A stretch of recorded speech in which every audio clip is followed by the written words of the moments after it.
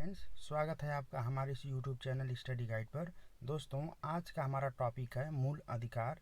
इसमें हम top 25 questions को कवर किए हैं, जिसमें प्रत्येक क्वेश्चन के लिए आपको 4 से 5 सेकंड का टाइम दिया जाएगा, जिससे कि आप भी सही उत्तर चुनने की कोशिश कर सकें। तो चलिए बिना किसी देरी के शुरू करते हैं आज का प्रश्न। क्वेश्चन नंबर 1, भारतीय संविधान के किस भाग में मौलिक अधिकार का वर्णन है? आपके ऑप्शंस हैं। ऑप्शन ए भाग 1, ऑप्शन बी भाग 2, ऑप्शन सी भाग 3 या फिर ऑप्शन डी भाग 4। तो इसका जो सही जवाब है वो है ऑप्शन सी भाग 3। दोस्तों, भारतीय संविधान के भाग 3 में मौलिक अधिकार का वर्णन किया गया है। तो इस तरह से आपका ऑप्शन सी सही हो जाता है। चलिए बढ़ते हैं नेक्स्ट क्वेश्चन की तरफ। क्वेश्चन नंबर 2, मौलिक अधिकार किस देश के संविधान से प्रेरित है? ऑप्शन ए ब्रिटेन से, ऑप्शन बी फ्रांस से, ऑप्शन सी अमेरिका से या फिर ऑप्शन डी ऑस्ट्रेलिया से। तो आपका जो सही जवाब है वो है ऑप्शन सी अमेरिका से। दोस्तों, भारतीय संविधान में मूल अधिकार को अमेरिका के संविधान से लिया गया है। तो इस तरह से आपका ऑप्शन सी सही हो जाता है। चलिए बढ़ते हैं नेक्स्ट क्वेश्चन की तरफ। क्वेश्चन नंबर 3, मौलिक अधिकार के अंतर्गत कौन से अनुच्छेद को शामिल किया गया है? ऑप्शन ए अनुच्छेद 12 से 30, ऑप्शन बी अनुच्छेद 14 से 30, ऑप्शन सी अनुच्छेद 12 से 35 या फिर ऑप्शन डी अनुच्छेद 20 से 35। सो फ्रेंड्स, इसका जो सही जवाब है वो है ऑप्शन सी अनुच्छेद 12 से 35। भारतीय संविधान के अनुच्छेद 12 से 35 में मूल अधिकारों की चर्चा की गई है। तो इस तरह से आपका ऑप्शन सी सही हो जाता है। चलिए बढ़ते हैं अगले प्रश्न की तरफ। क्वेश्चन नंबर 4, निम्न में से किसे मूल अधिकार के अंतर्गत शामिल नहीं किया गया है? आपके ऑप्शन है। ऑप्शन ए स्वतंत्रता का अधिकार, ऑप्शन बी संपत्ति का अधिकार, ऑप्शन सी समानता का अधिकार या फिर ऑप्शन डी संवैधानिक उपचारों का अधिकार। सो फ्रेंड्स, इसका जो सही उत्तर है वो है ऑप्शन बी संपत्ति का अधिकार। दोस्तों, 44वें संवैधानिक संशोधन अधिनियम 1978 के द्वारा संपत्ति के अधिकार को मूल अधिकार से हटा दिया गया, अतः आपका ऑप्शन बी सही हो जाता है। तो चलिए बढ़ते हैं अगले क्वेश्चन की तरफ। निम्न में से किस बहुमत के द्वारा मूल अधिकार में संशोधन किया जा सकता है? आपके ऑप्शन है। ऑप्शन ए साधारण बहुमत से, ऑप्शन बी 2/3 बहुमत से, ऑप्शन सी विशेष बहुमत से या फिर ऑप्शन डी ध्वनि मत से। सो फ्रेंड्स, इसका जो सही जवाब है वो है ऑप्शन सी विशेष बहुमत से। दोस्तों, भारतीय संविधान में वर्णित मूल अधिकार में किसी भी प्रकार का संशोधन केवल विशेष बहुमत से ही किया जा सकता है। तो इस तरह से आपका ऑप्शन सी सही हो जाता है। चलिए बढ़ते हैं अगले क्वेश्चन की तरफ। क्वेश्चन नंबर 6, मौलिक अधिकार का स्वरूप मुख्यतः कैसा है? मौलिक अधिकार का स्वरूप मुख्यतः कैसा है? ऑप्शन ए सकारात्मक, ऑप्शन बी नकारात्मक, ऑप्शन सी कठोर या फिर ऑप्शन डी उपर्युक्त में से कोई नहीं। सो फ्रेंड्स, इसका जो सही जवाब है वो है ऑप्शन बी नकारात्मक। दोस्तों, भारतीय संविधान में वर्णित मूल अधिकार में मुख्यतः राज्य और नागरिकों को कुछ कार्य करने से रोका गया है, अतः इसका जो स्वरूप है वह मुख्यतः नकारात्मक हो जाता है, अतः ऑप्शन बी सही है। तो बढ़ते हैं अगले प्रश्न की तरफ। क्वेश्चन नंबर 7, निम्नलिखित में से किसे न्यायालय द्वारा लागू करना अनिवार्य है? ऑप्शन ए नीति निर्देशक तत्व, ऑप्शन बी मौलिक कर्तव्य, ऑप्शन सी मौलिक अधिकार या फिर ऑप्शन डी उपर्युक्त में से सभी। फ्रेंड्स, इसका जो सही जवाब है वो है ऑप्शन सी मौलिक अधिकार। दोस्तों, मौलिक अधिकार न्यायालय द्वारा लागू करना अनिवार्य होता है। तो इस तरह से आपका ऑप्शन सी सही है। बढ़ते हैं नेक्स्ट क्वेश्चन की तरफ। क्वेश्चन नंबर 8, निम्नलिखित में से कौन से मूल अधिकार केवल नागरिकों को प्राप्त हैं? ऑप्शन ए अनुच्छेद 15, 16, 19, 29, 30। ऑप्शन बी अनुच्छेद 14, 20, 21। ऑप्शन सी अनुच्छेद 26, 27, 28 या फिर ऑप्शन डी अनुच्छेद 14 और 25। तो इसका जो सही जवाब है वह है ऑप्शन ए अनुच्छेद 15, 16, 19, 29 और 30। दोस्तों, भारतीय संविधान में वर्णित मूल अधिकार में अनुच्छेद 15, 16, 19, 29, 30 यह मूल अधिकार केवल और केवल नागरिकों को प्राप्त हैं, न कि विदेशियों को। तो इस तरह से आपका ऑप्शन ए सही हो जाता है। ये दोस्तों ये बहुत ही इंपॉर्टेंट क्वेश्चन है, इसको ज़रूर से ध्यान रखिएगा। ये बहुत बार कॉम्पिटिटिव एग्जामों में पूछा जा चुका है। तो चलिए बढ़ते हैं अगले प्रश्न की तरफ। क्वेश्चन नंबर 9, भारतीय संविधान में कुल कितने प्रकार के मौलिक अधिकार को अपनाया गया है? ऑप्शन ए 6 प्रकार के, ऑप्शन बी 7 प्रकार के, ऑप्शन सी 8 प्रकार के या फिर ऑप्शन डी 9 प्रकार के। सो फ्रेंड्स, इसका जो सही जवाब है वह है ऑप्शन ए 6 प्रकार के। दोस्तों, प्रारंभ में संविधान में कुल 7 प्रकार के मूल अधिकार थे, लेकिन 44वें संवैधानिक संशोधन अधिनियम 1978 के द्वारा संपत्ति के अधिकार को मूल अधिकार की श्रेणी से हटा दिया गया और इस प्रकार से अब वर्तमान में केवल 6 मौलिक अधिकार हैं। तो इस तरह से आपका ऑप्शन ए सही हो जाता है।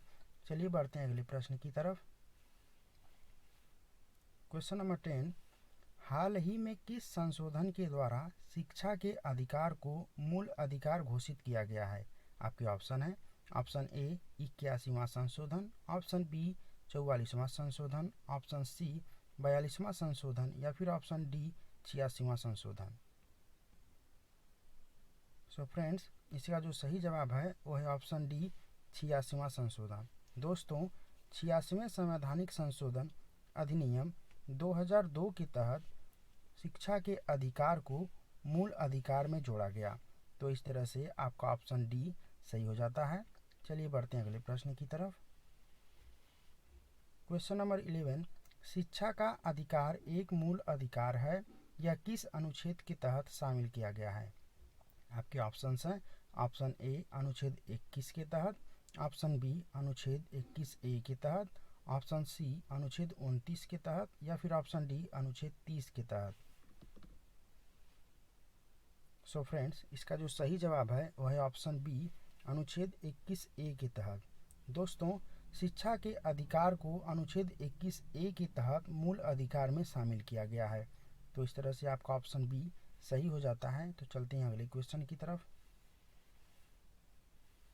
क्वेश्चन नंबर 12, निम्न में से किस अनुच्छेद के तहत राज्य की परिभाषा को शामिल किया गया है? आपके ऑप्शन है ऑप्शन ए अनुच्छेद 12, ऑप्शन बी अनुच्छेद 13, ऑप्शन सी अनुच्छेद 14 या फिर ऑप्शन डी अनुच्छेद 32। सो फ्रेंड्स, इसका जो सही जवाब है वो है ऑप्शन ए अनुच्छेद 12। दोस्तों, अनुच्छेद 12 में राज्य की परिभाषा को शामिल किया गया है, अर्थात इसमें ये बताया गया है कि कौन कौन से तत्व या संस्थाएं राज्य के अंतर्गत आएंगी। तो इस तरह से आपका ऑप्शन ए सही हो जाता है। चलिए बढ़ते हैं अगले क्वेश्चन की तरफ। क्वेश्चन नंबर 13, निम्न में से कौन राज्य के तहत नहीं आता है? आपके ऑप्शन है ऑप्शन ए संसद और संघ की सरकार, ऑप्शन बी नगर पालिका तथा panchayat, option C State Bank of India, option D HDFC bank. So friends, इसका जो सही जवाब है वो है ऑप्शन डी HDFC बैंक। दोस्तों, भारतीय संविधान के अनुच्छेद 12 के तहत जैसा कि हमने पहले बताया है कि राज्य की परिभाषा को शामिल किया गया है, तो उसमें उन चीज़ों को राज्य के अंतर्गत नहीं माना जाता है जिनका वित्त पोषण राज्य के तहत नहीं होता है। तो इस तरह से आपका ऑप्शन डी सही हो जाता है HDFC बैंक। क्वेश्चन नंबर 14, आच्छादन का सिद्धांत निम्न में से किस अनुच्छेद के तहत आता है? आपके ऑप्शंस हैं ऑप्शन ए अनुच्छेद 12, ऑप्शन बी अनुच्छेद 13 क्लॉज 1, ऑप्शन सी अनुच्छेद 18 या फिर ऑप्शन डी अनुच्छेद 19। सो फ्रेंड्स, इसका जो सही जवाब है इसका है ऑप्शन बी अनुच्छेद 13 क्लॉज 1। दोस्तों, आच्छादन का सिद्धांत या फिर डॉक्ट्रिन ऑफ एक्लिप्स का सिद्धांत अनुच्छेद 13 क्लॉज 1 में दिया गया है। तो इस तरह से आपका ऑप्शन बी सही हो जाता है। चलिए बढ़ते हैं अगले प्रश्न की तरफ। क्वेश्चन नंबर 15, निम्न में से किस मामले में कहा गया कि मूल अधिकार संशोधनीय नहीं है? आपके ऑप्शंस हैं। Option A Shankari Prasad case 1951, option B Sajjan Singh case 1965, option C Golaknath case 1967 या फिर option D Shaktivahini case 2018। So friends, इसका जो सही जवाब है वो है ऑप्शन सी गोलकनाथ केस 1967। दोस्तों, गोलकनाथ केस 1967 में सुप्रीम कोर्ट का यह निर्णय आया था कि मूल अधिकार संशोधनीय नहीं है। तो चलिए बढ़ते हैं अपने अगले क्वेश्चन की तरफ। निम्न में से किस मामले में कहा गया कि मौलिक अधिकार संशोधनीय है? आपके ऑप्शंस हैं। Option A Shankari Prasad case 1951, option B Sajjan Singh case 1965, option C Kesavananda Bharati case 1973 या फिर ऑप्शन डी उपर्युक्त में से सभी। सो फ्रेंड्स, इसका जो सही जवाब है वो है ऑप्शन डी उपर्युक्त में से सभी। दोस्तों, शंकरी प्रसाद केस या फिर सज्जन सिंह केस या फिर केशवानंद भारती केस 1973, इन सभी मामलों में सुप्रीम कोर्ट का ये निर्णय था कि मूल अधिकार में हम संशोधन कर सकते हैं। जैसा कि हमने पिछले भी डिस्कस किया है कि मूल अधिकार में संशोधन विशेष बहुमत से होता है। तो इस प्रकार से आपका ऑप्शन डी सही हो जाता है। चलिए बढ़ते हैं अगले प्रश्न की तरफ। क्वेश्चन नंबर 17, मतदान का अधिकार है? ऑप्शन ए मूल अधिकार है, ऑप्शन बी कानूनी अधिकार है, ऑप्शन सी प्राकृतिक अधिकार है या फिर ऑप्शन डी मानवाधिकार है। सो फ्रेंड्स, इसका जो सही जवाब है वह है ऑप्शन बी कानूनी अधिकार है। फ्रेंड्स, जन प्रतिनिधित्व अधिनियम 1951 के तहत धारा 62(1) के तहत मतदान का अधिकार कानूनी अधिकार है। तो इस तरह से आपका ऑप्शन बी सही हो जाता है। चलिए बढ़ते हैं अपने अगले प्रश्न की तरफ। क्वेश्चन नंबर 18, सूचना का अधिकार यानी राइट टू इंफॉर्मेशन है?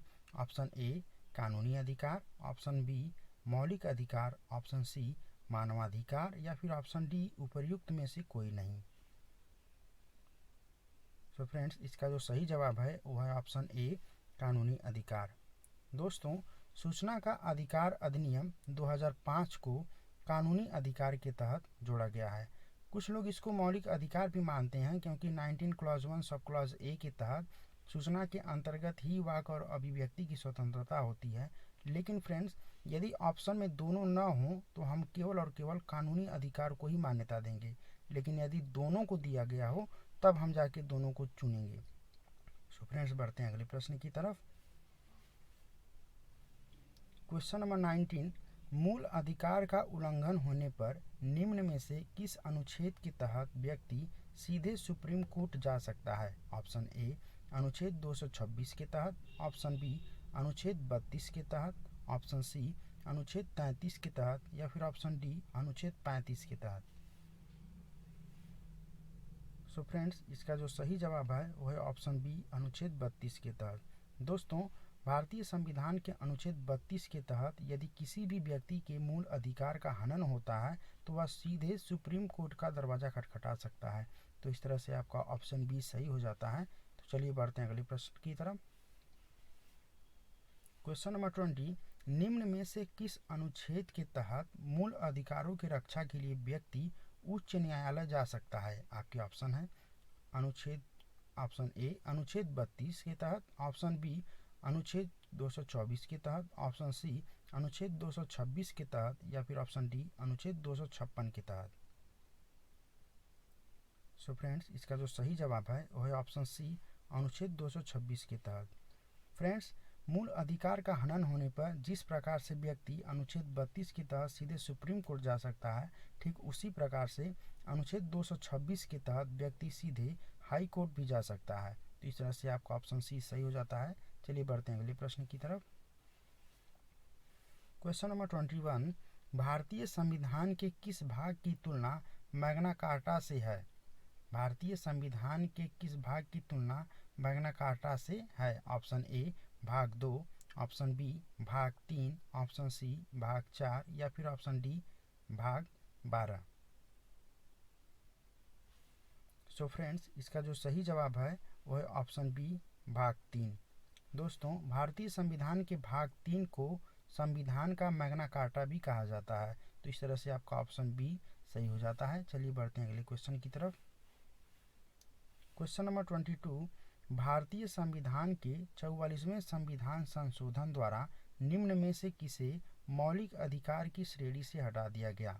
ऑप्शन ए विचार की स्वतंत्रता, ऑप्शन बी संवैधानिक उपचारों का अधिकार, ऑप्शन सी संपत्ति का अधिकार या फिर ऑप्शन डी धार्मिक स्वतंत्रता का अधिकार। सो फ्रेंड्स, इसका जो सही जवाब है वो है ऑप्शन सी संपत्ति का अधिकार। जैसा कि हमने पिछले क्वेश्चन में भी डिस्कस किया था दोस्तों कि 44वें संवैधानिक संशोधन अधिनियम 1978 के द्वारा संपत्ति के अधिकार को संविधान में मूल अधिकार की श्रेणी से हटा दिया गया। तो इस तरह से आपका ऑप्शन सी सही हो जाता है। चलिए बढ़ते हैं अगले क्वेश्चन की तरफ। क्वेश्चन नंबर 23, भारतीय संविधान के अंतर्गत मूल अधिकारों की रक्षा कौन करता है? आपके ऑप्शंस हैं। ऑप्शन ए राष्ट्रपति, ऑप्शन बी संसद, ऑप्शन सी प्रधानमंत्री या फिर ऑप्शन डी न्यायपालिका। सो फ्रेंड्स, इसका जो सही जवाब है वो है ऑप्शन डी न्यायपालिका। दोस्तों, न्यायपालिका ही मूल अधिकार यानी कि फंडामेंटल राइट की रक्षा करती है। तो इस प्रकार से आपका ऑप्शन डी सही हो जाता है। चलिए बढ़ते हैं अगले प्रश्न की तरफ। क्वेश्चन नंबर 24, निम्नलिखित में से बिल ऑफ राइट का संबंध किस देश से है? आपके ऑप्शंस हैं। ऑप्शन ए अमेरिका से, ऑप्शन बी फ्रांस से, ऑप्शन सी ऑस्ट्रेलिया से या फिर ऑप्शन डी ब्रिटेन से। सो फ्रेंड्स, इसका जो सही जवाब है वो है ऑप्शन बी फ्रांस से। दोस्तों, जिस प्रकार भारत में भारतीय संविधान में मौलिक अधिकार हैं, ठीक उसी प्रकार से फ्रांस में बिल ऑफ राइट में फ्रांस वासियों का अधिकारों को रखा गया है। तो इस प्रकार के आपके ऑप्शन बी सही हो जाता है। चलिए बढ़ते हैं अगले क्वेश्चन की तरफ। क्वेश्चन नंबर 25, मैग्ना कार्टा का संबंध निम्न में से किस देश से है? Option A America, option B Britain, option C France या फिर option D Germany. So friends, इसका जो सही जवाब है वो है ऑप्शन बी ब्रिटेन। दोस्तों, ब्रिटेन के संविधान से प्रेरित होकर ही भारतीय संविधान में मैग्ना कार्टा शब्द को लिया गया था, या भाग 3 को मैग्ना कार्टा शब्द कहा गया है, उसकी तुलना की गई है। तो इस तरह से आपका ऑप्शन बी सही हो जाता है। सो फ्रेंड्स, आज के प्रश्न यही समाप्त होते हैं। अगर आप इस प्रकार के और भी प्रश्न देखना चाहते हैं या फिर वीडियोज को पाना चाहते हैं तो हमारे इस चैनल को लाइक, शेयर और सब्सक्राइब कीजिए और अपने दोस्तों में अधिक से अधिक इसको शेयर कीजिए। और हम मिलते हैं अगले वीडियो में, जिसमें हम मूल अधिकार से जुड़े और प्रश्नों को कवर करेंगे। फ्रेंड्स, हम मूल अधिकार से जुड़े सभी प्रश्नों को कवर करने की कोशिश करेंगे ताकि आपके गवर्नमेंट एग्जाम में वह लाभदायक हो सकें।